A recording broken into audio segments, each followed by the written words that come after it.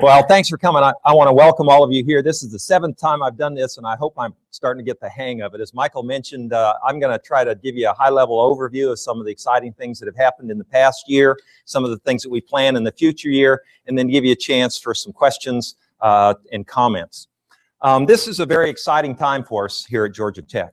It's an exciting time for a lot of reasons. One, most of the students still have a 4.0, and our athletic teams, where's Mike? Our athletic teams are all undefeated.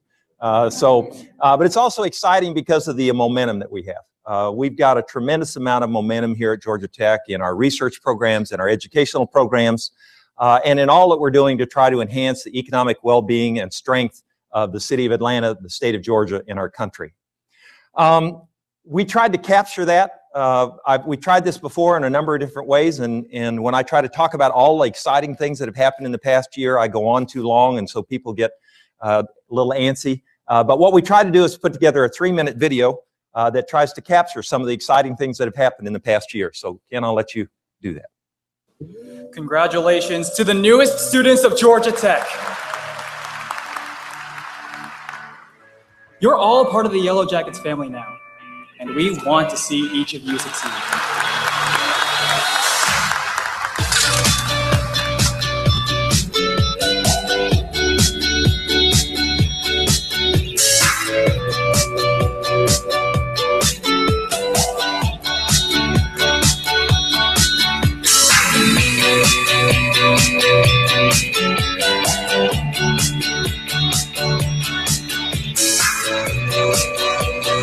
Serve, learn, sustain. This is going to be the next big thing at Georgia Tech.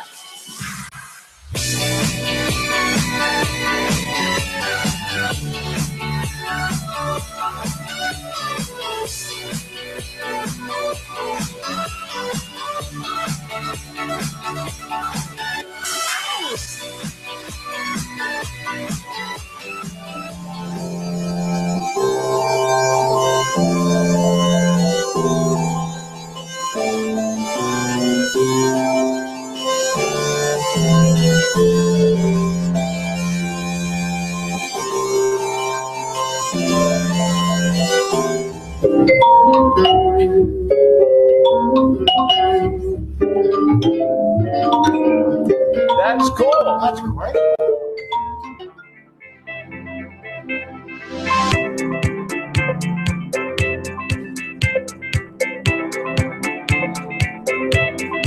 We will focus on prosperity and education during the 2015 Summit of University Presidents and Provosts.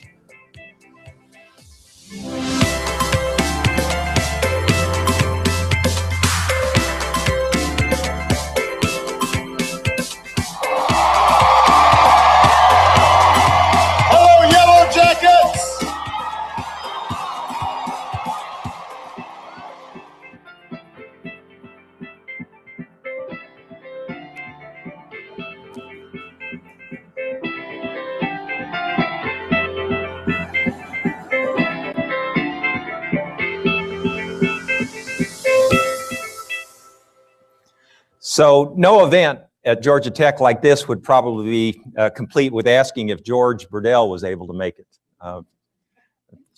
I'm sure he's doing something else that's more important. But an exciting year, a lot going on. That's just a small sample of some of the exciting things that have gone on here. One of the most exciting things was the completion of the Engineered Biosystems building. This is really a marvelous facility. It's 219,000 square feet, brings together some of the world's finest researchers in research neighborhoods in biomedical technology, cellular therapies, and complex systems biology. In this facility, we'll drive innovation, create new products, which will create new businesses. It's really a remarkable partnership, a partnership between the state of Georgia, between Georgia Tech, and between Children's Healthcare of Atlanta and Emory University. We made an agreement with the state about 3 years ago and said, if you will give us $64 million to help build this building, we will raise $34 million from private philanthropy and then put $15 million of our own funds in it. And I'm pleased to tell you that when we formally open the building on September 11th, we will have met all 3 of those goals. The building will be 80% paid for, with the remaining 20% committed through gifts over the next 5 years, which is really a remarkable accomplishment for the most expensive building that we've ever built on the Georgia Tech campus. It really symbolizes what we're about here at Georgia Tech. It's about collaboration and innovation.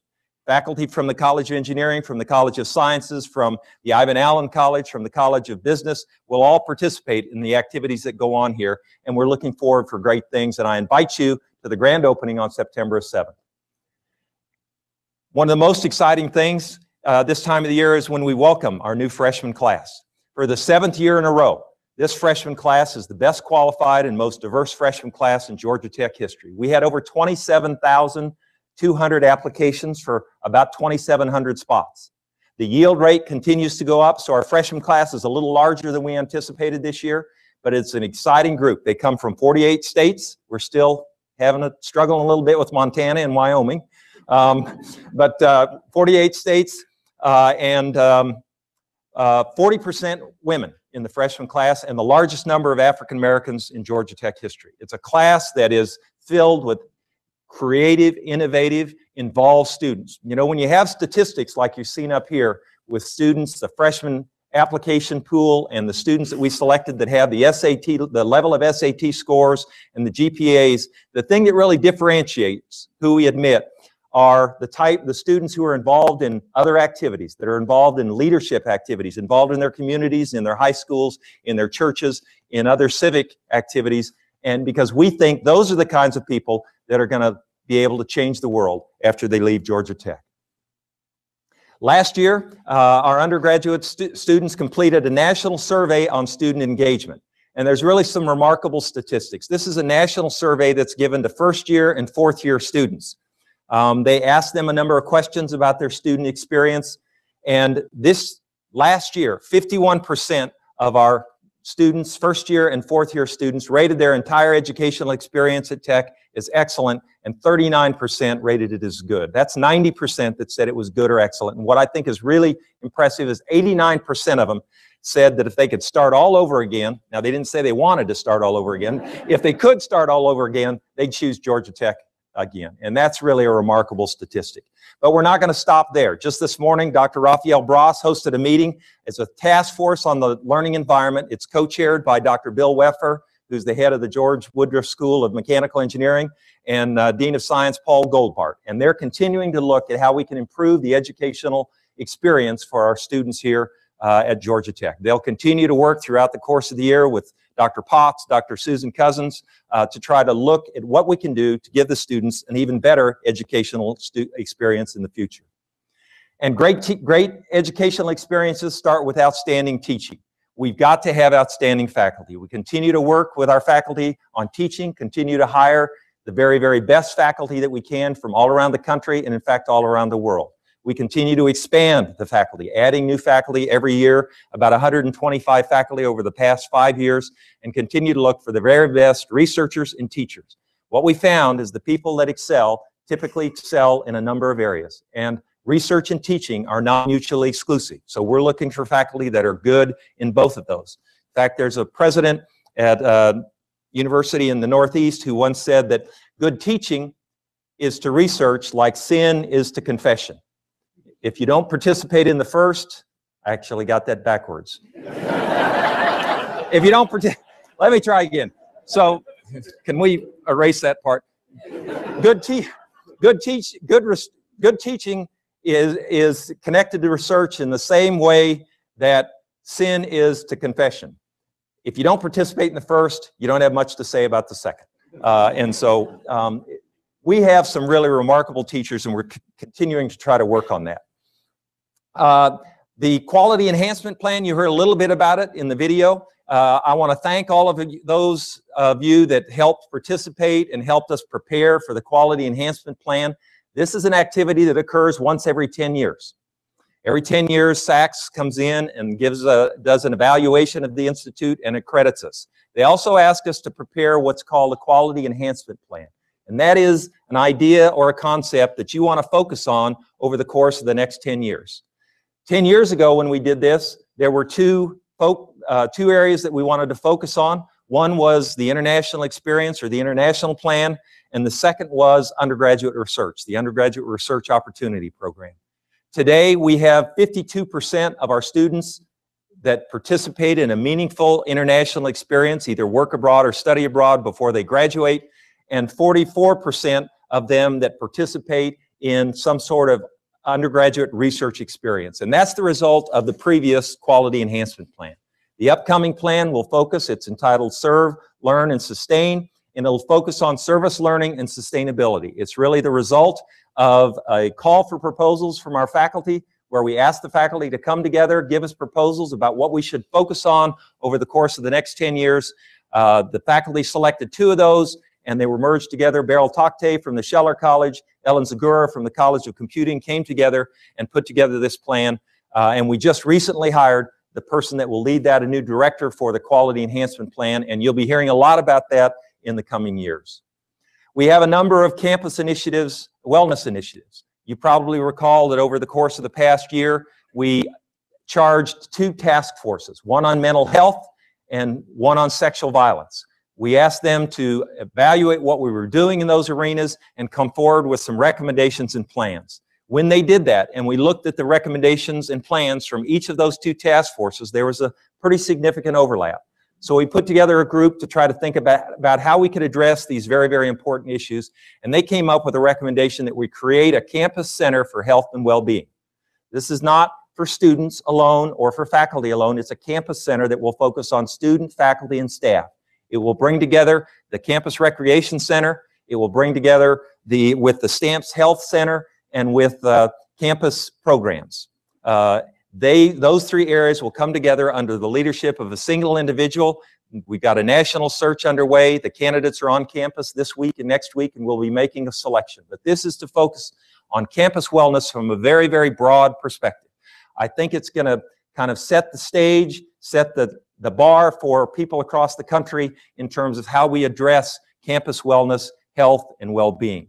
Focus on emotional, physical, mental, and spiritual well-being. My hope is that this wellness initiative will also include some of the religious organizations that are located on campus and talk about the total health and well-being of our entire campus community.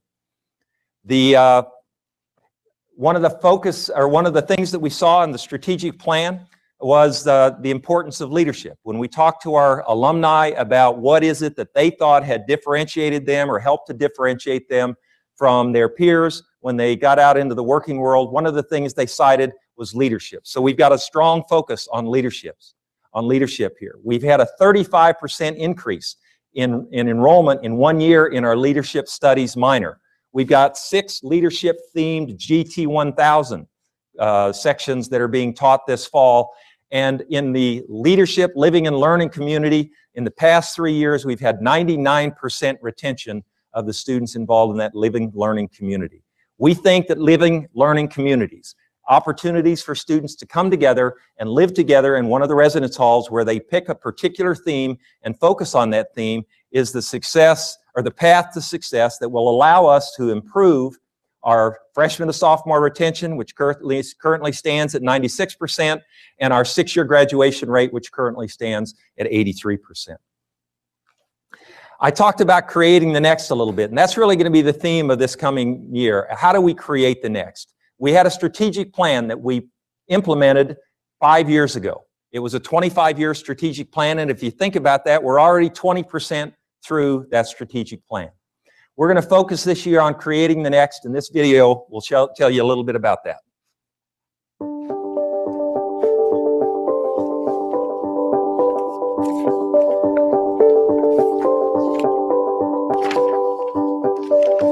At Georgia Tech, we are creating the next big idea, the next technology, and the next group of innovators and entrepreneurs. We're partnering on campus and around the world with business, industry, and other universities, and in the U.S. with government agencies to develop solutions to some of society's most pressing problems. We are integrating microtechnology, clinical medicine, and experimental hematology. In our lab, we are creating the next generation of diagnostic and medical devices for childhood diseases and blood disorders. Some of those products include the Anemia Check, which is a device in which patients can check their own anemia at home, developed by Georgia Tech alumnus and my former student, Erica Tyberski. And also the Cellscope Odo, which is a device in which parents can check their children's ear infections at home with a simple smartphone. We've created the next technology to administer vaccines around the world. Working with Emory University and CDC, we've developed microneedle patches that will allow patients to painlessly self-administer the annual flu vaccine. These patches will also allow healthcare workers to bring polio, measles, and other life-saving vaccines more easily to children in developing countries. We are creating the next generation of robots that work side by side with people in healthcare, manufacturing, and defense. The robot handles the task that they do best, leaving humans to do what only people can do. We are working on ways for large numbers of autonomous vehicles to do the dull, dirty, and dangerous work by keeping people out of harm's way, whether it is helping soldiers on the battlefield, monitoring forests for wisps of fire and smoke, or detecting early signs of disease in agricultural fields. We are creating the next unmanned air vehicles that are intelligent and can receive high-level task descriptions from humans and then figure out for themselves how to collaborate to complete the tasks. Laptops and smartphones emit low-power electronic signals that could make people vulnerable to cyber attacks. We are working on a next layer of protection against attackers who could use the data sent unintentionally by computers and smartphones. We're trying to transform utility-scale renewable power production by creating the next pathway to storing the sun's energy. Basically, we're capturing the sun's heat during the day and then storing it in liquid metal until it's needed. We're developing the next generation of microbes to convert the sugars in plant material into high-energy fuels and pharmaceuticals. We're also working on reducing the time it takes to engineer these microbes from years down to days, so that in the future it will be possible to produce a number of different chemicals from biorenewables. So that's a lot about the research we're doing, and those are things that you've probably read about and hear about. But one of the things that people don't realize and are often surprised by is some of the areas that we're working in. People are surprised to understand how much we're doing in biomedical devices and in the biofield, and trying to improve and change and save people's lives. People often don't understand how much and how involved we are with the K-12 system through programs in seismic. Over 75 one-week programs this summer for K-12 students that start from first grade and go all the way through juniors in high school.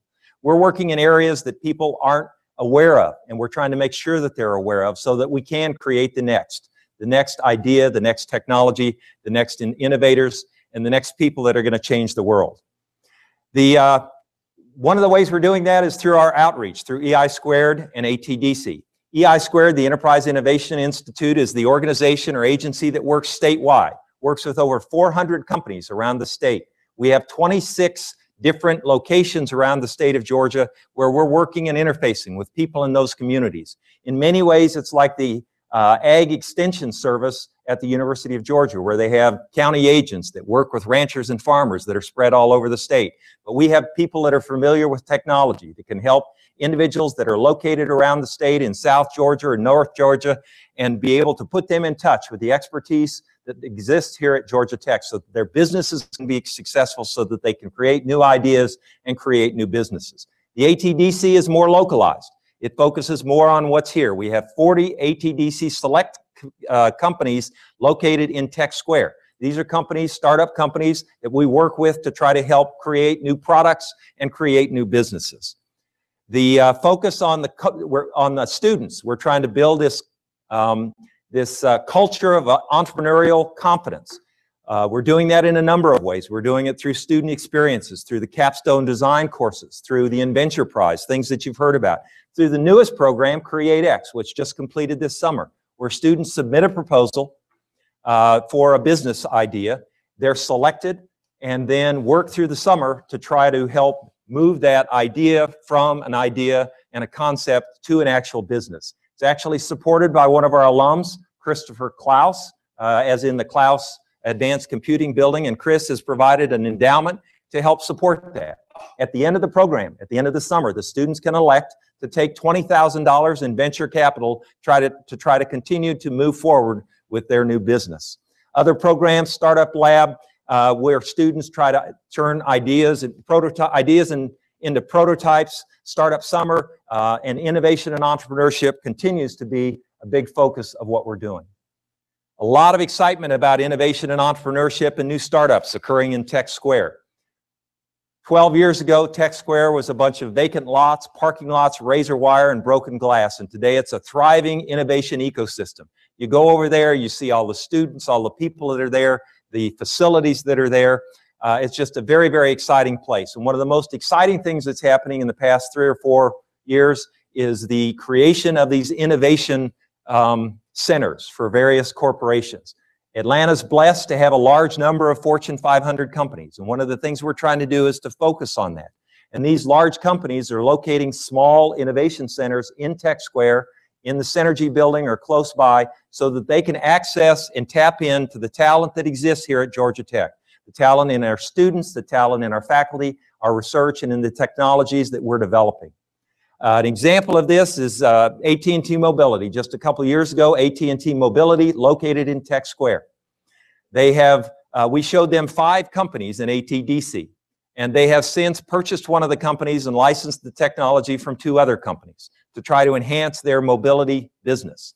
When I talked to Ralph De La Vega about being there, he came with a team and visited us with about 6 of his folks, and after an afternoon he said, "Bud, I'm convinced we want to be there." He said, "Is there any space available?" And I said, "Well, there's the Archdiocese is about 5 blocks down the road there, and the good thing is it's right next to the AT&T headquarters." And he said, "Well, that's got 2 problems. One is it's too far away. I want to be here next to Georgia Tech. And 2, the last place I want to put an innovation center is in the shadow of the headquarters." We've seen companies like Home Depot, Coca-Cola Enterprises, the ones that are listed here, WorldPay and NCR. NCR is locating its world headquarters immediately adjacent to the Synergy building, just north where the circus tent used to be. They'll start construction probably later on this spring. Interdisciplinary collaboration continues to be a very important focus of what we're doing here at Georgia Tech, trying to find innovative ways for groups of individuals to come together and work together. As we see our students work more and more in teams, and that becomes more and more important in industry, we're trying to focus on that and focus on interdisciplinarity. That is certainly a key focus for the Engineered Biosystems building. But the academic programs are moving in that direction. We're seeing more and more of the design teams that are interdisciplinary in nature, where students from different disciplines, from the Scheller College, from engineering, from science, from architecture, come together to work on a common problem and address that problem with different perspectives, different ideas, and different backgrounds. We've got partnerships that we've been working on and trying to expand partnerships with a number of organizations. You're all familiar with a great partnership we have with Emory in the biomedical engineering area. We're partnering with them to build a joint library, storage, and retrieval facility or service facility on their Briarcliff campus, and I'll talk about that a little bit more in a minute. We're working and partnering with the Atlanta Public School System. We created the APS Scholars Program this last year, and this is the first year where we've admitted students through the APS Scholars Program. This is a program where any student from Atlanta Public Schools that graduates as a valedictorian or salutatorian is automatically admitted to Georgia Tech and gets a full tuition, guarantee of a full tuition 4-year scholarship. Last year, we had 54 students from Atlanta Public Schools enrolled as undergraduates at Georgia Tech and had 5 valedictorians or salutatorians. This fall, we added 28 students and 11 valedictorians and salutatorians. Our applications from Atlanta Public Schools were up 77%. And the reason is we made it apparent to the students here in Atlanta that they can actually come to Georgia Tech, that they ought to apply and that they can get admitted and they can be successful. We're working with the CRC or the CDC through a seed grant program to try to look at collaboration between Georgia Tech and the Centers for Disease Control, and doing the same thing with Georgia Research University in the dental arena, between the dental school and material science. We've got a fantastic staff here. I have to give them a shout out for the staff leadership for what we did in the charitable campaign, in the state charitable campaign. Georgia Tech has finished first place for the past 8 consecutive years in the state charitable campaign. We have tremendous staff leadership. We've got faculty involvement, and the Georgia Tech community comes together in the way it always does to respond to people in need. This past year, we started a staff council. It has been in process for a number of years. We appointed a first group last year, asked them to come together with some bylaws, put together a voting procedure, and have elections. And we now have a staff council at Georgia Tech. So make sure that every single person here at Georgia Tech has representation on the important issues that impact their work environment and their life. And I want to thank the people. Are there members from the staff council that are here? If you're here, stand up so you can be recognized.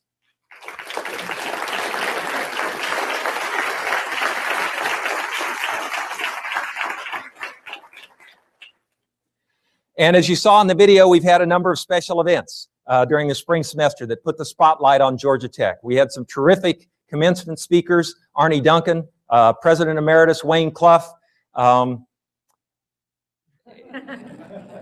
Phil Breedlove, General Phil Breedlove, who's class of 77 civil engineering graduate and is head of NATO forces in Europe. Those were our commencement speakers. Prior to commencement, we had a marvelous presentation by President Obama, who came. It was a little bit taxing, but the athletics department, our public safety folks, our academic folks came together, our folks from student life came together. We had about very little time. I guess the way I say it is, the bad news is that we only had 6 days to prepare. The good news is we only had 6 days to worry. But it was a huge success and put Georgia Tech on the national spotlight and the national stage in a way that not many events can. So it was great to have the President of the United States come to Georgia Tech and talk about college affordability at a place that has typically been ranked in the top 1, 2, or 3 in terms of return on investment. And then we had the Rolling Stones. They were here. When we have a football game, the administration gets some tickets that they can kind of give away to invite guests and regents and legislators and alumni, and we get maybe 200 tickets for a football game. When President Obama came, we had about 100 tickets that we could do that with. And when the Rolling Stones came, we got 3 tickets and we had to pay for them. So it was a huge success. The average cost, the average age of the attendees, they were here in 1989. Anybody here see them in 1989? A couple of folks. Those same people came back this past spring to see them. The average age was about 25 years older. Great news in the athletics front. Certainly our athletic teams continue to perform at an exceptional level, had a great year in a number of sports, but had an even better year in the classroom. For the second year in a row, our student athletes had an average GPA in excess of 3.0. And you see some of the other statistics here. 49% of the 375 student athletes were on the dean's list. And this is something that we can be particularly proud of. A lot of people that aren't that familiar with Georgia Tech don't realize how challenging the academic environment is here. But for the students athletes to perform at this level in the challenging academic environment we have and excel on the field and on the court is just something that we can all take tremendous pride in. The capital campaign continues to go well. We started the capital campaign, announced it about a year after I came. We announced the public phase of the capital campaign to raise $1.5 billion. It ends December 31st of this year. We passed $1.5 billion last October, and we're currently a little over $1.6 billion. We're not going to raise the goal. We're continuing to try to raise funds, but we're not going to raise the goal. As Barrett Carson from Development says, we don't want to snatch defeat from the jaws of victory by raising the goal and not making it, but we're going to focus on all of the individual goals, all of the unit and school goals. The colleges, the schools, athletics, the Alumni Association all have goals, and we're going to try to reach all of those. 2 of the goals that we wanted to make sure that we met, one is to create 100 endowed chairs and professorships. We've got a few to go. We're almost there. We're going to have to raise about 1 a month to try to make that goal by December. That's about the rate at which we've been doing it in the past, and we think we'll get there. And then one of the other goals that we had for the capital campaign was the Georgia Tech Promise Program, the G. Wayne Clough Georgia Tech Promise Program. You've probably heard me talk about this before. It's a program that provides a scholarship for students whose family income is 150% of the federal poverty level or less. That's about $35,000. So if you're in Georgia and your family income is under $35,000 and you can get into Georgia Tech, you can go for free.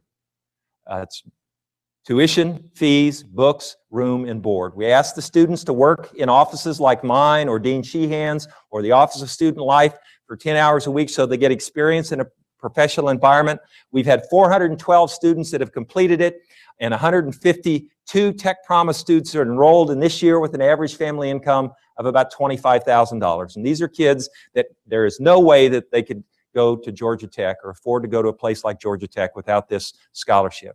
Our goal was to raise $50 million for the Tech Promise program. Today we're at $64 million and continuing to try to raise funds with this. But it's something that you can take tremendous pride in. It's something that I take tremendous pride in, and it's due to the tremendous philanthropy provided by our alumni and other supporters here at Georgia Tech. So let's talk for a minute about what's next. We're continuing to work on innovation. I mentioned Dr. Bross's task force that he met with earlier today. We're going to continue to focus on student innovation through all of the student activities we have, through Tech Square and the innovation centers there. We're going to continue to focus on leadership development through the many activities that we have. President Emeritus Clough is here. Admiral Sandy Winnefeld, the former vice chair of the Joint Chiefs of Staff, has joined our faculty. They're going to be working with the Scheller College of Business, the Ivan Allen College of Liberal Arts, and the other colleges to try to focus on leadership. We'll continue to focus on enhancing the residential experience through the living and learning communities, and also continued development of the innovation centers in Tech Square.